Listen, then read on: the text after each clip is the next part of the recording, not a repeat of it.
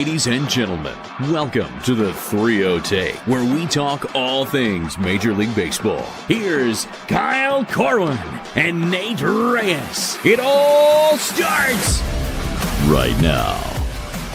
Oh, welcome back to the 3-0 Take, presented by SeatGeek. This is episode 520. I'll be your host, Kyle Corwin. I'm here with my co-host, Nate Reyes. Nate. Howdy ho, ho. What's up, man? How you doing? How you feeling? Feeling good, man. One day closer, you know? Yeah, I know. I maybe it's just a me thing. I'm like, I don't know what day it is. I don't know if I've said this already in recent episodes, but if you told me it was April, I'd be like, it's possible. I don't know. If you told me it was the end of February, I'd be like, it's possible. I have no idea. I don't know. I'm in this weird, the post-football, pre-baseball gap that I have in my life is like just a never-ending Groundhog Day. And I need the season to get here. In a strange way, I could not explain to you how it is already the middle of March, because I feel like Meredith and I were just celebrating our anniversary. Yeah. But at the same time, I'm like, how are we not at opening day? Yeah. I don't know. Can't explain it. One thing that I wanted to get your thoughts on right off the top here, because I saw this, I think it was over the weekend. Very big fan of this. Very, very big fan of this. Okay. The gold patches. The gold patches. Are you a fan? I'm a fan. Are you a fan? I'm a fan. I remember when they first started doing the, Rawlings started doing the gold patches on the gloves after Correct. the gold glove winners, and then the platinum one for platinums. I think it's such a cool way.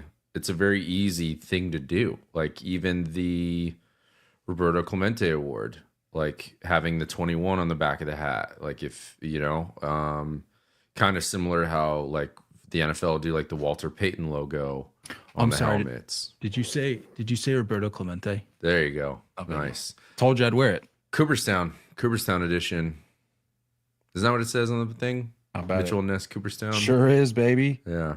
Sure is. But yeah, dude, I like this. I like that it allows a player to stand out. I like that it allows some type of individuality in a very uniformed look on the field, where everyone's obviously looking the same. And it brings up different aspects of the game. It brings up different topics of the game.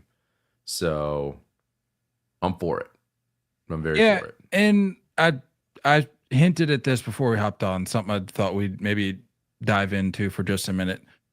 Major League Baseball's efforts in marketing its stars. And I feel like I should have addressed this before we got too deep into it. But if you're unfamiliar with what the gold MLB patch situation that we're talking about, Major League Baseball came out and announced that they're equipping the award winners from the previous year with gold MLB logo patches on the back of their jersey to, indicate that they were a winner of one of the major awards, meaning MVP, Rookie of the Year, Cy Young.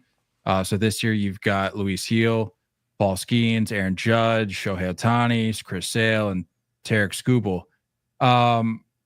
And like I was alluding to, I feel like it's a great way for Major League Baseball to market a very easy way for them to easy sort of add a little bit of add another layer of stardom, if you will. And you may look at this and go, it's just a patch. And to your point, if that's your train of thought, yes, I agree. It's just a patch, but at the same time, it raises it makes you ask questions like, oh, what's the gold patch about? It's like, well, let me tell you what kind of season Shohei Ohtani put up last year or Aaron Judge put up last year. Which lends itself to a bigger conversation in that, and just what you and I were talking about before we hopped on. I think we have to give Major League Baseball some props. It's time. I think we're well past due in terms of giving Major League Baseball its credit for really ramping up its efforts to market its stars. Because, I was thinking back, and I'm not going to be like, well, the back of my day, but like at the same time, we're only 30, 31. Mm-hmm. It's like we're not going back too far in the archives, but you go back to even like the 90s, the early 2000s. It was really just the play. It was the player, and that was kind of it. You latched Yeah. on to the player for who they were and what they did on the field. But what in terms of what Major League Baseball was doing to really push that and Mm-hmm. grow that narrative with the stars and the household names around the league, it was pretty minimal. Right.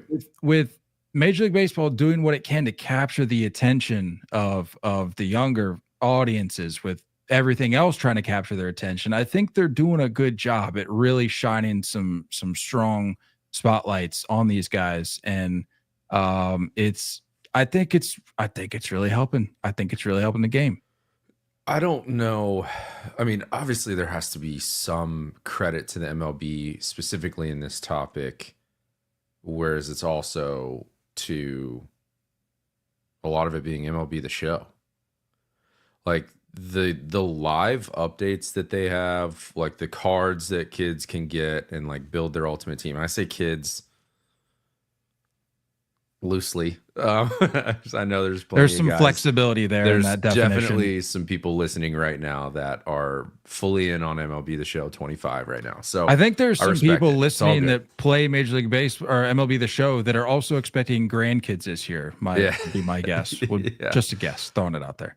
But you have these guys that you can get where you can get players of a certain like month. You can get players of a certain year where they were unbelievable. You can get versions of players that like allows you to kind of go back in time and like remember how good they were during that period. And I think in a game that we're so obviously obsessed with stats, that it allows you to continue to relive it, and it allows that game to basically just continue to keep that conversation going in a way.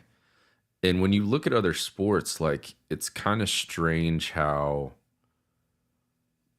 the average fan probably doesn't remember how many touchdowns Peyton Manning threw for in 2012. You know what I mean? You're not going to remember, how many yards Tom Brady had in 2005. Like, you're not doing that same type of calculation the way that we do in baseball. Like, you could ask, where is LeBron on the top 10, assist list? And you're not going to be able to rattle that off.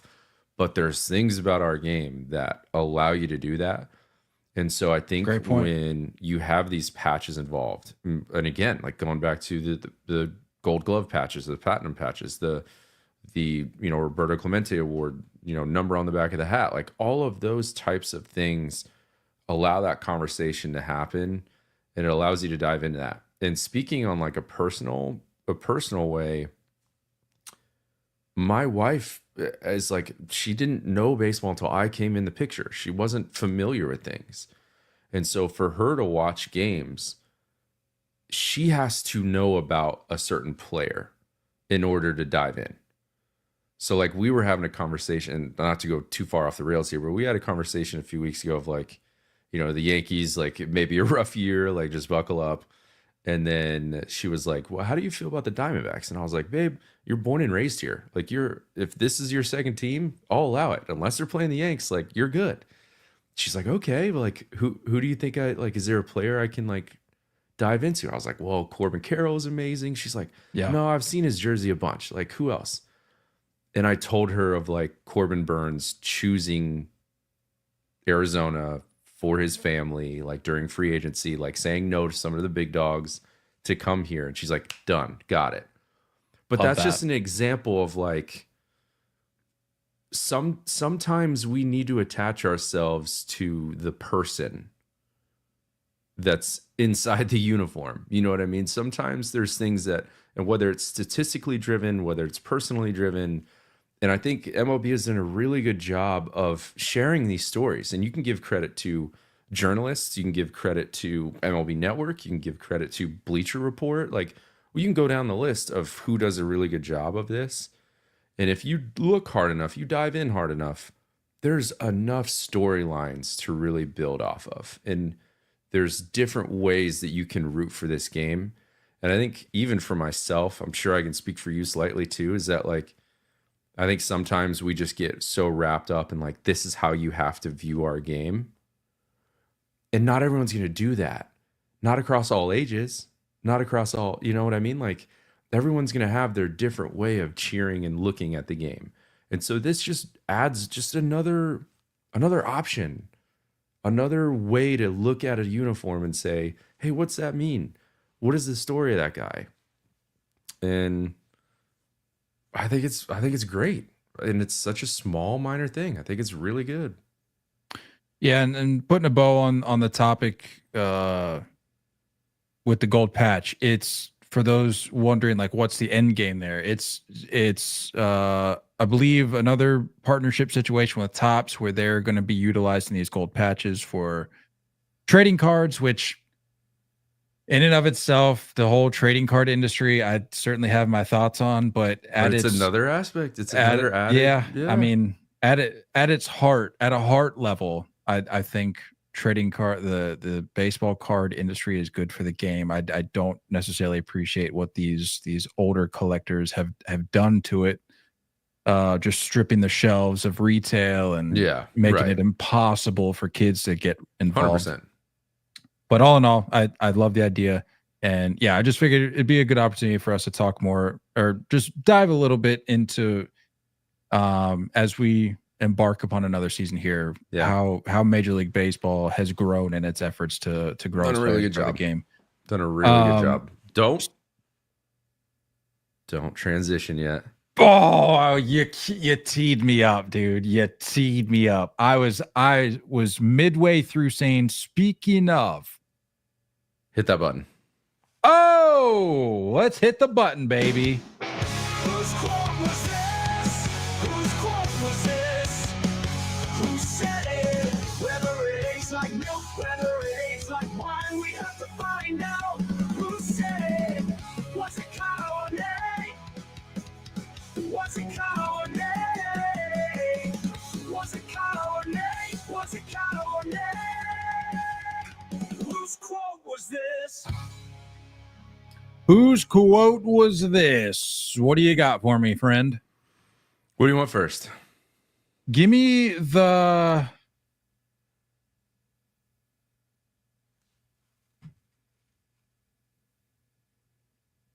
quote. I want the quote. All right. I like that. I like that.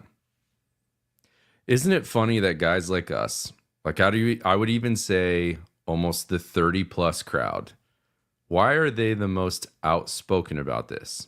It's like, this isn't for you. This is like sitting down and watching SpongeBob as a 40-year-old and calling Nickelodeon and being like, hey, I've got some bones to pick with you. This is... It's just out of context, in context. That's a funny scenario. Calling Nickelodeon, hey, we need to have a talk. This is episode 176.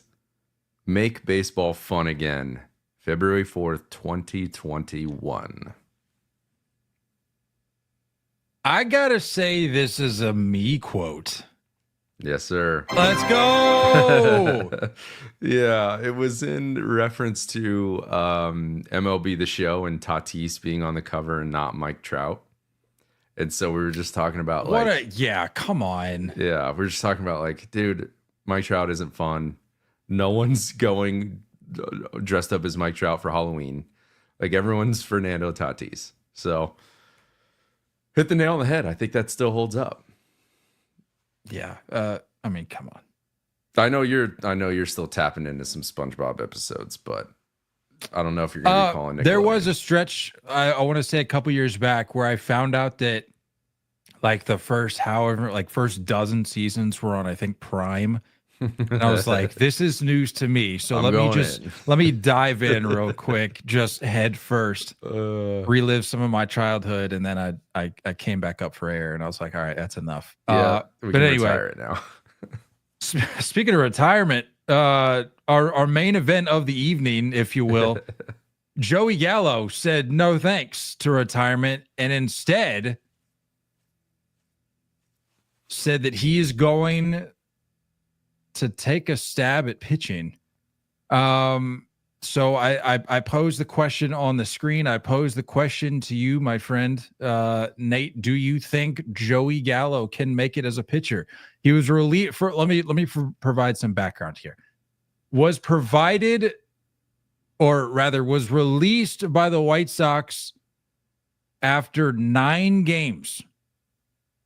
He went, and I know this is going to come as a major shock. Went 2 for 20 with 11 Ks. 2 for 20. Let me make sure I got that right. Yeah, 2 for 20, 11 Ks. Did you see that? Did you see that video of him like challenging that strike 3 call that was like very much like caught so much of the plate? I think it was the Cease changeup or something. Cease at bat. Cease is like, what are we challenging? That was so tough, dude. I mean, you could not have had a more precise pitch than that. Man. He was like, no. Let's go to the replay. In a short answer, no.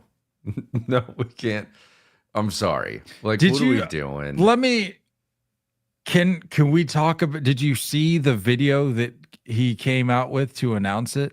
No. Is he pitching? There is a clip at the very end. You don't need to pull it up because we'll get flagged for copyright music because there's some song in it. But finishes the like the hype video, if you will, with the clip of him laying it. I'm not gonna lie, he's laying it in there. He's piping it in there. But the clip that caught my attention was him throwing an absolute seed from right field. And it got me thinking. I'm like, this isn't the first time where we've seen somebody try to make a go at it after not hacking it as a position player. They say, well, what else can I do? Let me just say this. I'm envious of Joey Gallo, okay? And for those of you that don't know, you're listening to me, I won't speak for you. For me, former D3 athlete right here, shout out, holding it down for the Division III folks. If I would have had the foresight to know that I was just gonna sort of flame out as a left side infielder. Defensively, I was all right. Struggle a little bit more at the plate than I would have liked. But coming up through school, through high school, and even dabbling with the idea in college, I was like, what if I just tried out the bump just for a little bit? I never did. And quite frankly, I regret not ever bringing that up to my coach. Been like, hey, just give me a shot. Because who would have known? Because I wasn't half bad. Granted, it was high school and all that, but you know, who knows how that would have translated to college. So I'm envious of Joey Gallo. Across the infield. I never. I don't know if I've ever asked you think we have equipment to measure those kinds of things at the D3 level? Showcases or anything? No. What was that? What would I be going to showcases for at that stage? That's fair.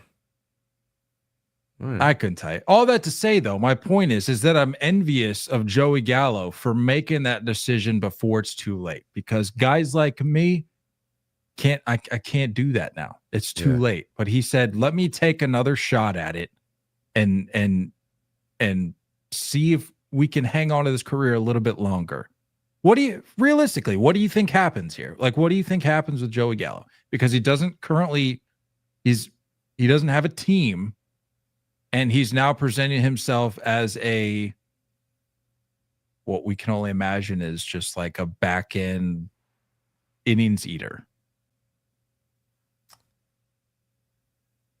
What is David Fletcher still doing it? That's a great question. Is David Fletcher still? Because like I get that we can come across certain players that have done this in the past, and we can like fall back on certain names. We've seen it go the other way as well. The famous one being Rick Keel not being able to find the strike zone, and then ERA goes through the roof, and then he's like, you know what, I'm gonna go be a center fielder, and actually did okay. Had a few years of being a productive center fielder in the big leagues. I just can't imagine someone in their deep 30s being able to go the other way, man. I don't know. And I can't imagine. He's got a cannon. I get it. I totally get it.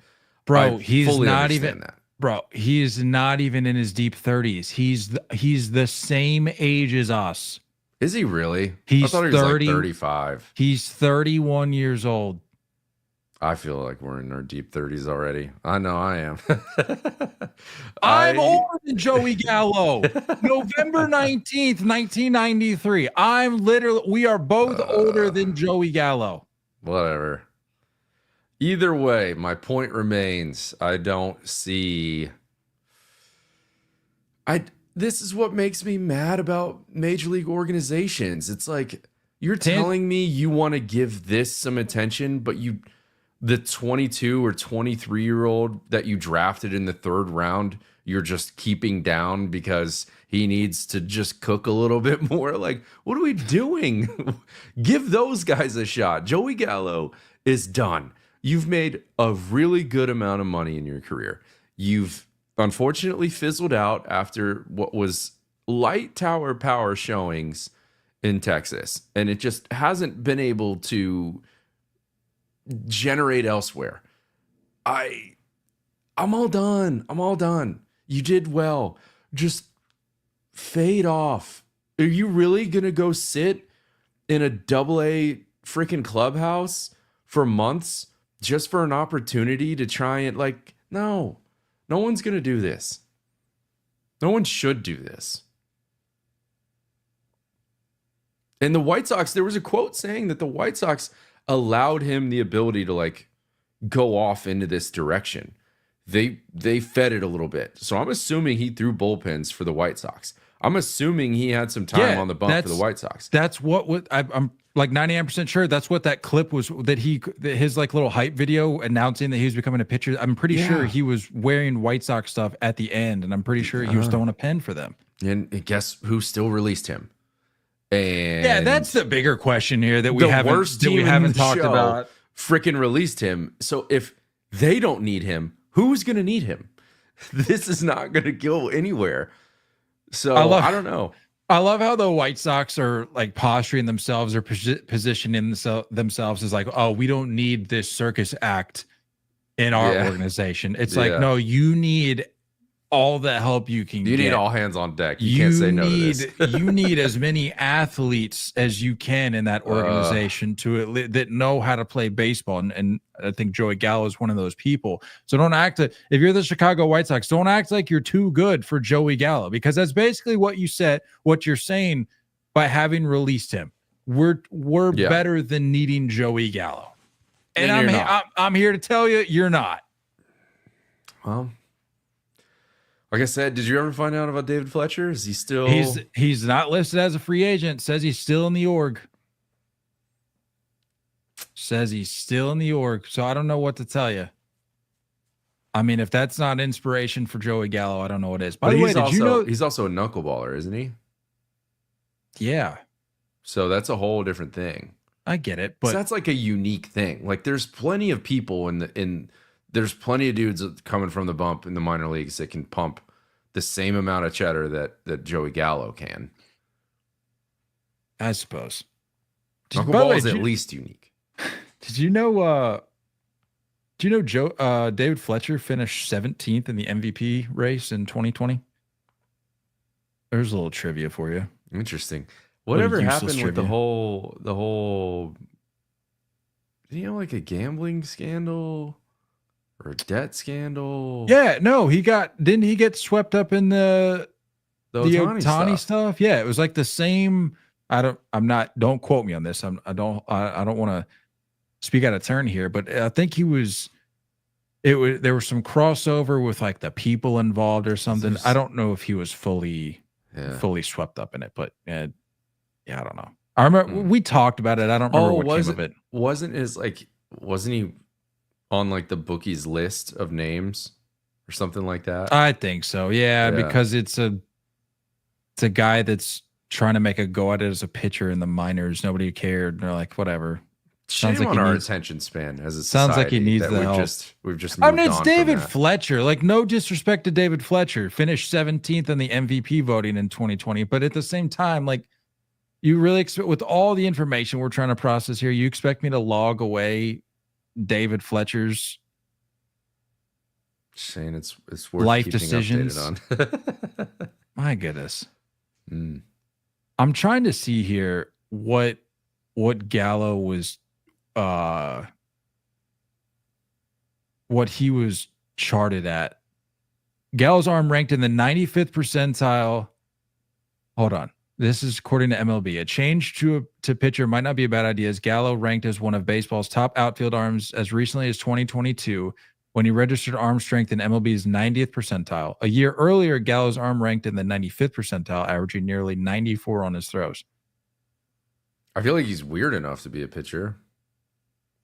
It's like a prerequisite. You got to be weird.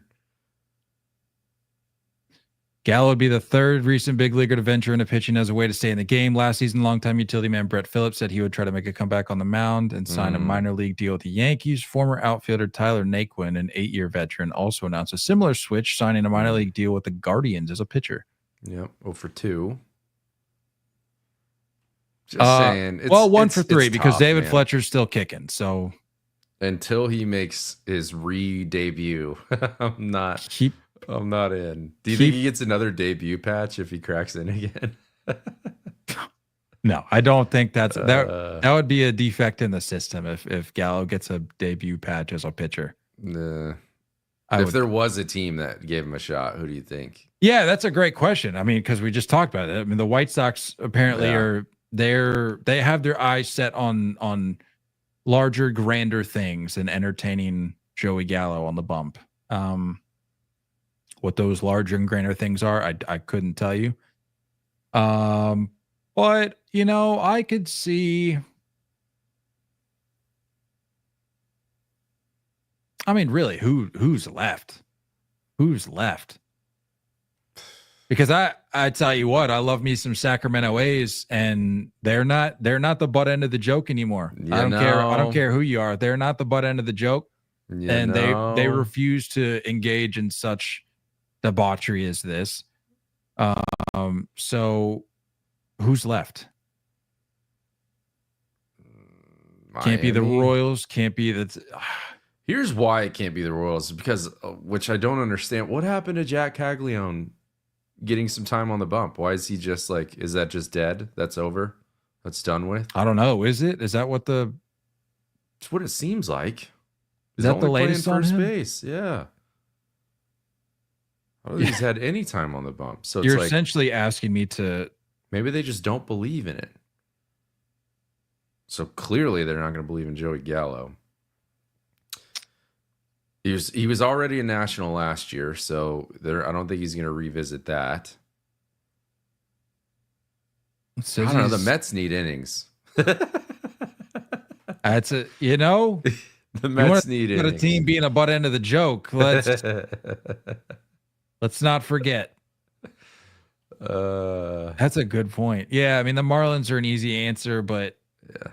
At some point, you got to think that these teams are just like, we can't, if we want to be taken seriously, we can't continue to make decisions like this to bring on guys like Joey Gallo. Yeah, I know. Well, I don't know if the Marlins are at that level of maturity yet. Near that. Yeah, they're not near that self-awareness quite yet. Yeah. Can't say that they are. Yeah, so I don't know who that leaves. Maybe the White Sox do bring him back after trying to renegotiate some sort of contract. Like, hey, yeah, what do you think it was? Just like, hey, 20 ABs, that's all we're giving you, Joey Gallo. if you can manage to strike out less than 10 times, we'll give you a shot. And he hit 11 punches. He said, and he's like, I'm done. I'm going to the mound. What are we doing? again, it goes back to the White Sox. Who do you think you are? Like, we here, the White Sox of Chicago hereby grant you, Joey Gallo, 20 plate appearances. It's like, give him all the at-bats he wants. What difference does it make?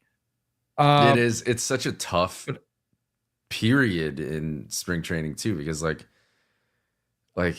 guys are going to start getting cut. Guys are going to start, like, you don't have a ton of time to like get on the mound and actually showcase what you have. I don't know. Maybe they should just limit it to 10 ABs. I mean, the other thing too is you got to think that there's like still actual legitimate major league quality level players that are still looking for a spot, like JD Martinez. And I know obviously not a pitcher, but like there's still some roster construction that needs to take place with guys that are actually going to contribute this year. That has Kyle Gibson still free? Yeah, Kyle Gibson's still out there. Lance Lynn is still out there. I'm giving those guys a shot before I give Joey Gallo a shot. I'm sorry. What are we doing?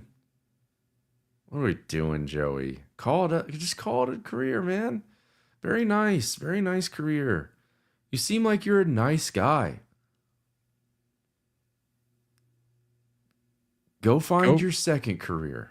Go start a podcast like all these guys that call it. That's it. Go hang out with Casa de Club. Casa de Club. Maybe make an appearance on Hosmer's podcast. Or make your own, dude. Make your own. Go start teaching stretching, because clearly you like to do that a lot in the on deck circle and in the box. Here's a question. Next career.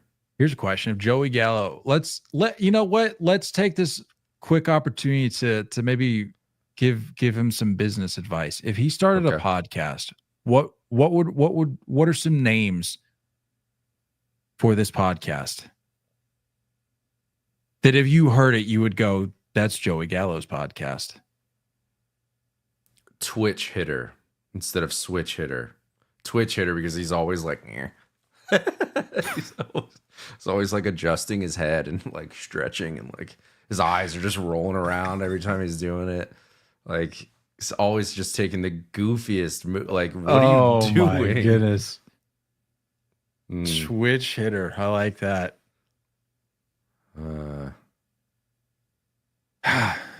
mean, you talk about a true 3-outcome or 2-outcome guy. Yeah, just two. That'd be a fun exercise. I may have to think on that, see what I can come up with. Yeah.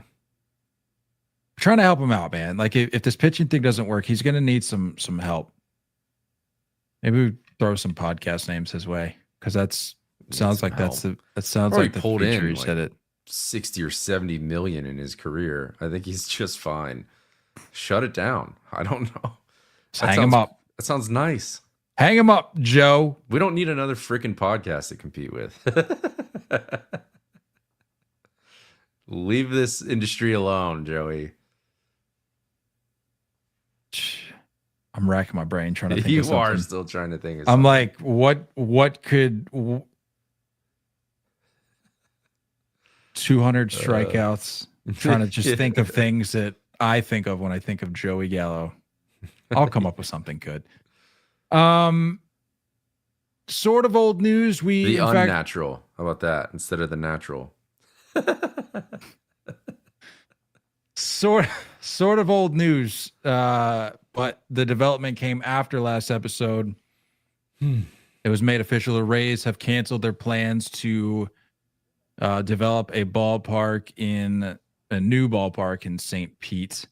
They announced on Thursday. So the plan as it stands right now is to get the Trop ready for the near future as soon as they can and roll with things from there. I don't know how much longer we sort of touched on it last episode. I don't know how much longer this song and dance can go. because people are I think people are just fed up with the Trop. They're fed up with the indecision, the inability to commit. And I understand that there was plans in place before the hurricane hit.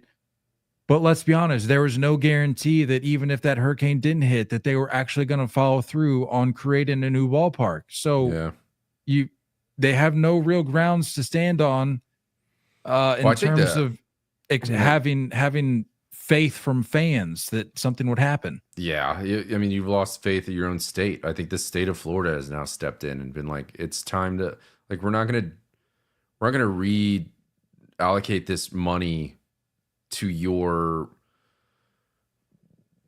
ridiculous ballpark and location. And it's like, you need to start making moves, man. I like that. I don't think they should move. I think they should stay in Florida. I don't think there's any need to leave. It's not like the Miami Marlins are running that state. You know what I mean? Like, it's obvious that, like, Florida is a destination. It's a vacation. Spring training is just, I'm sure, a huge economic benefit. Like, there's baseball money in Florida.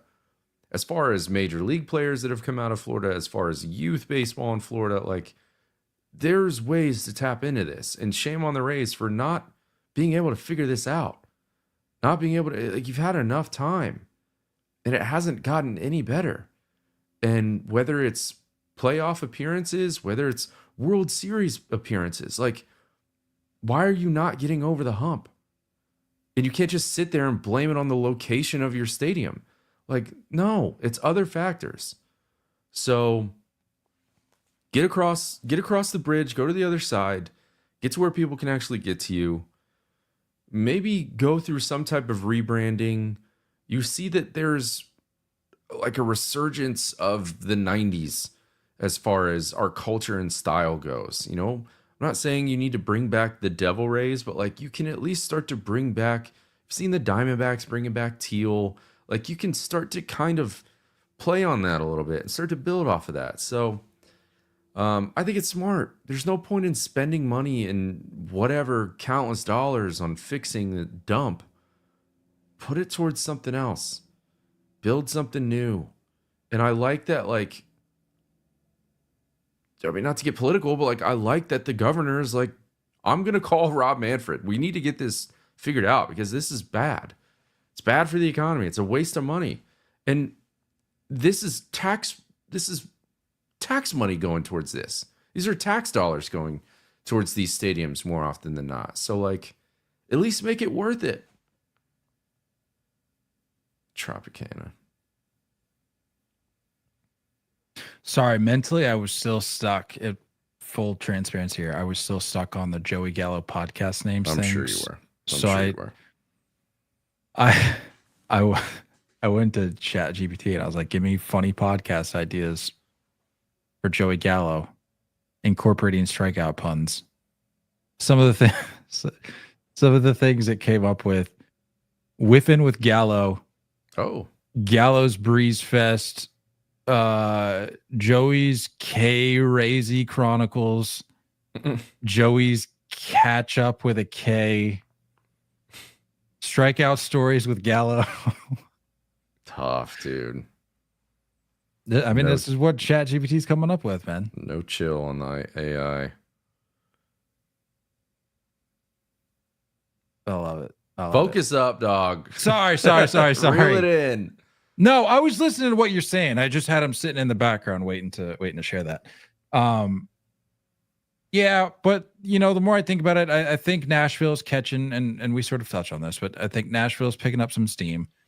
And it's not that, like you said, it's not like the Marlins are running the state. It's not that I think Florida's a bad destination for baseball. In terms of the baseball landscape, Florida's a great state. There's so much talent in that state, and we're obviously talking separate from the major league. Like, I'm just talking maybe like youth, high school, that sort of thing. Yeah. But all things considered, it's a great state for baseball. With that said, though, I still think there are different options to entertain in terms of location. So it's like I'm not sitting here saying, well, because this isn't worked out, I think that they need to jump ship to another state. I have nothing against the state of Florida. I think if you could find another place within the state to make it work, great. But as it stands right now, I don't think there's any locations or destinations that are considering or open to bringing a team in. So you're going to have to look elsewhere. And I think a place like Nashville is primed. They already have a minor league team there. Most people know that. I hear that's you. A great. I gotta wonder how much is happening behind the curtain of, like, we're coming up on the next CBA agreement. There's already been rumors about an expansion to spread into 32 teams. Like, are there groups already working on bids? Are there, you know what I mean? Like, are there conversations already being had about Nashville as a location for a new expansion team? So it's like, it takes time. This conversation just started for the Rays. Like, this conversation has somewhat been in the works, but overall, like, the urgency hasn't come until this hurricane hit and destroyed the roof. So it's like, they're going to have to figure stuff out. And I don't know what it's going to take. You mentioned I will admit, I think this is maybe where I was typing into ChatGPT, but I think you were talking about the jersey thing, right? Like the colors, the jerseys. Just like the old school colors. Bring them back okay. So here's what I do. If Major League Baseball doesn't want relocation and they're just like, sell the team or figure it out, here's what you do. You bring back the Devil Ray name. You're gonna have to figure out a new ballpark situation. Like, I know we just got this news, like, oh, we can't make it happen. You're gonna have to. The Trop isn't it. I hate to say it, but if this is a long-term plan, the Trop isn't it. So you're gonna have to figure something else out.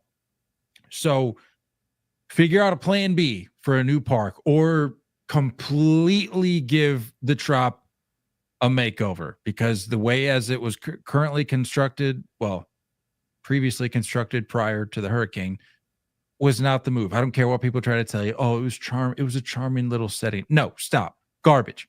Terrible. No good. Horrendous. Not worth our time. Not worth our money. Not going. No.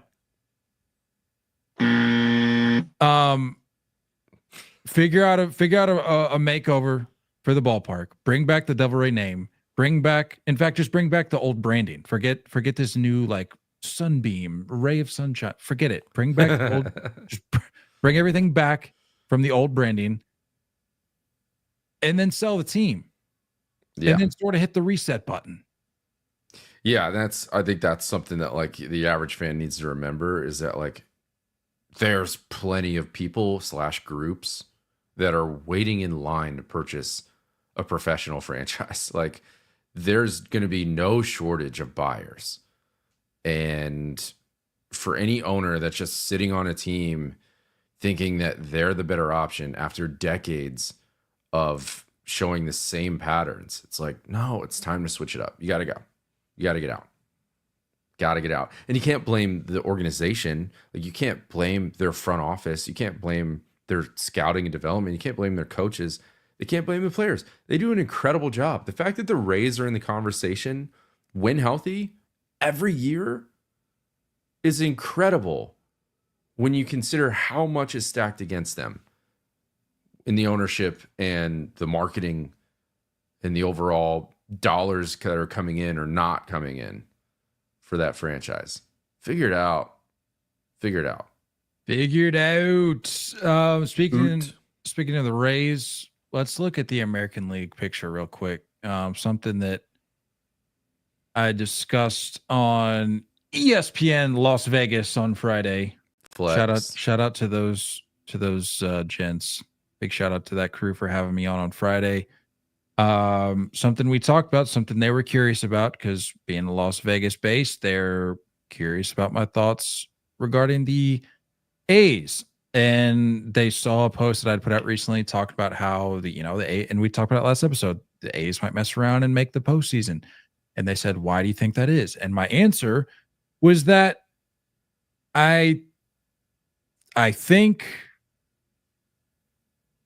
I'm almost close to knowing, because there's no clear-cut answer for who's going to run away with the league. that the American League is just wide open.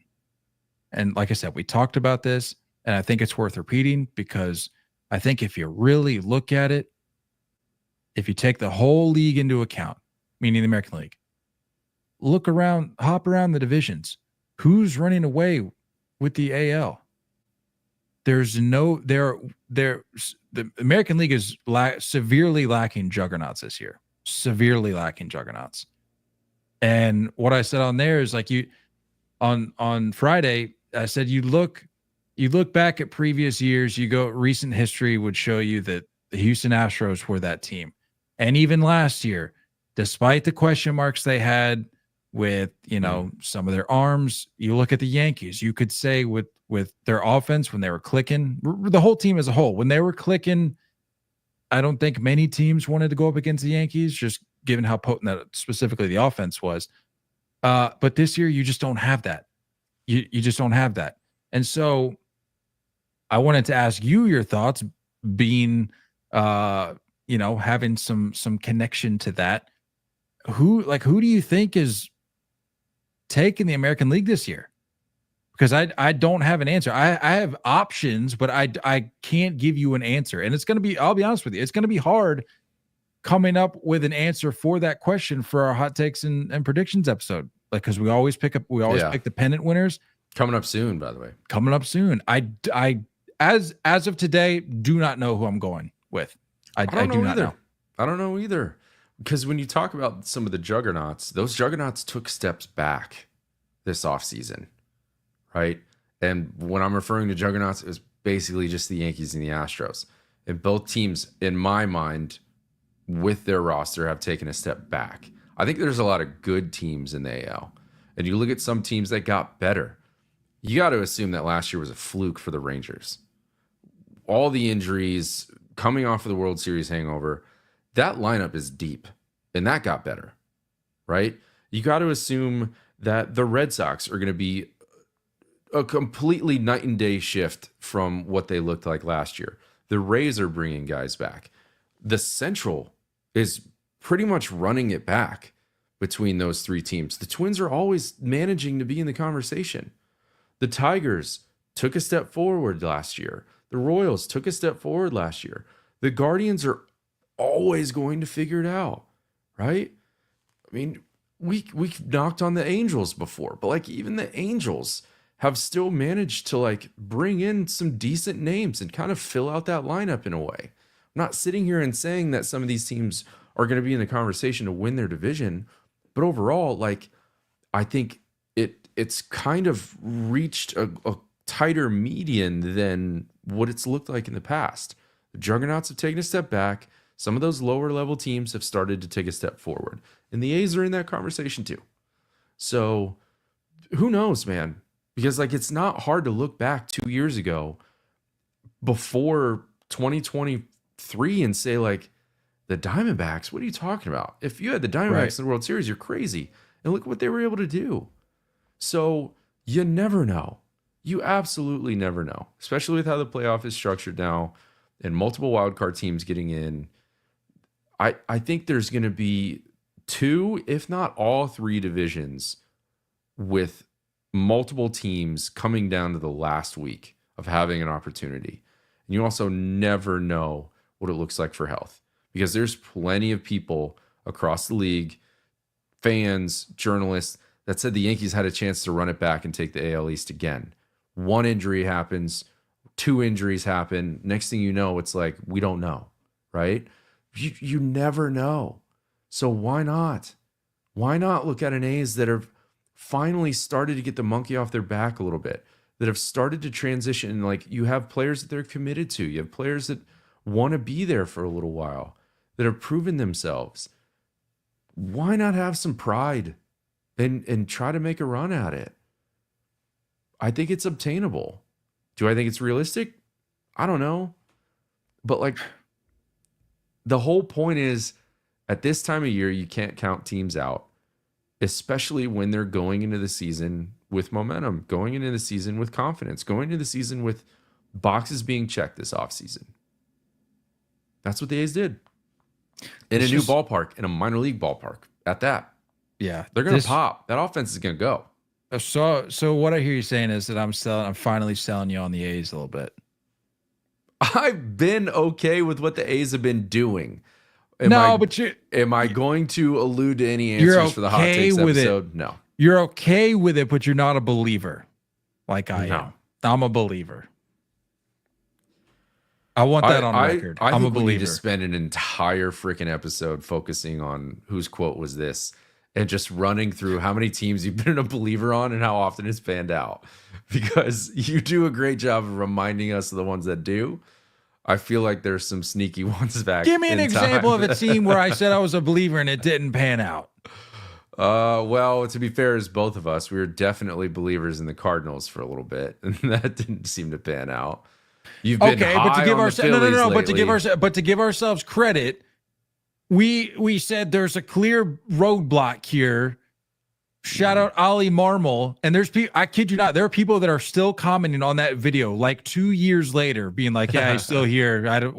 We don't know how.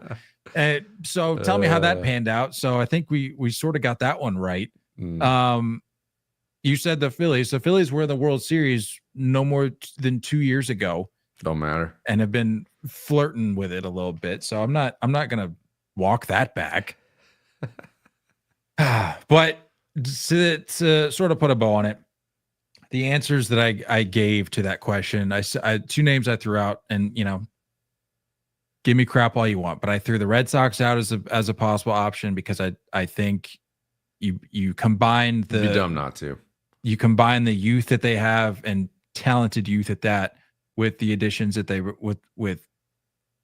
with veterans like a guy like Alex Bregman. You bring it, you supplement that rotation and hope that rotation can be better. You supplement that with a Garrett Crochet, things like that. I'm excited to see what happens with them. The Rangers you mentioned. I mean, you look at that lineup. You go down the list. Marcus Semien, Corey Seager, Wyatt Langford, Jock Peterson, Adolis Garcia, Josh Young, Evan Carter, Jake Berger, and Jonah Heim. And then on the rotation, Jake Berger is going to hit like 7th. That guy pumps out 25 home runs every year. He's projected to hit 8th in front of Jonah Heim. Come on, dude. In the rotation, you've got Eovaldi, John Gray, Cody Bradford, Jack Leiter, Jacob DeGrom. You could benefit from a little bit of help there, but who knows? Yeah. Maybe Jacob DeGrom can manage a way to stay a little bit healthier and offset some of the losses that you might be hit with, but who knows? Yeah, I just thought it'd be interesting. It all in all, though, I think you and I are on the same page. There's no clear favorites, which I'm excited for. I'm excited. I am too. For it. Sort of wrapping up here. Just wanted to remind folks that so it's Sunday. So the first game is Tuesday, correct, for this Tokyo series? It's Wednesday, but Tuesday and Wednesday. I thought the first game was Wednesday, but it is actually Tuesday. First pitch for each game scheduled for 6:10 a.m. Eastern. No, I won't be catching any live ABs. It's a cool 3 a.m. for daddy. So are you a baseball guy or not, Nate? Yeah. Are you gonna? I mean, what do we really? Yeah. What does that say about you as a baseball fan if you're not willing to wake up at 3 a.m. to watch the Cubs and Dodgers? What does it say about both these teams losing to Japanese teams this week? Did you see that? Did they actually? I wasn't paying attention to the outcome to the results, but both lost. Both the Dodgers and the Cubs lost. And that's what I'm saying about that. Like it's awesome that Major League Baseball is using this as an opportunity to sort of grow the game, but Japan doesn't need any help growing the game. They're doing just fine over there. They're pumping dudes out every year. I mean, look at the headliners that we're sending over there. It's their guys. Yeah. Like, so Japan's good. They're like, we love this. We're going to eat it up. Like, we love catching some MLB stars every now and then, but like, we don't like, this isn't new to us. This is our game too. I really hate this. We talked about it last episode. The fact that they're going to come back this weekend and play more spring training games is insane to me. Stop doing this. It's crazy. Like, you guys are stacking up dubs. We just gave you your flowers earlier. This is something that's got to go. Get rid of this week and a half early opening day across the pond. Stop. It's not opening day. Stop. Put it on the same day. Which is a great reminder. I can't remember if I mentioned it already, but I plan to be streaming on opening day. I don't know how much or how little Nate's going to be involved because I'm going to try to ditch work. That's a busy man when it comes to work. So he may join on there, but at the very least, you can hang out with yours truly on opening day. I'll have the games up. I'll have multiple screens going. It's going to be cracking peanuts, sitting on the couch. What cracking some peanuts, maybe a little something else. Maybe cracking a little something else. We got some news coming. Oh shoot. More to come on that later. But yeah, I'll make plans to hang out with yours truly. It'll be on all the platforms, Facebook, YouTube, Twitter. And we'll be watching some ball. So make plans to do that. Other than that, though, I think that's all we got for today. You got to get out of here. So unless you got anything else, we can wrap this baby up. I mean, I guess for Dodgers and Cubs fans, you made it. Congrats. You got to the finish line. The rest here. of you, keep hanging out with us because I'm crawling here. I'm crawling to the finish line. Get me to opening day. Holy crap. But you guys are great. Thanks for hanging out. Don't go chasing curveballs. We love you all, and as always, looking forward to talking more baseball with you guys soon. Until next time, stay filthy.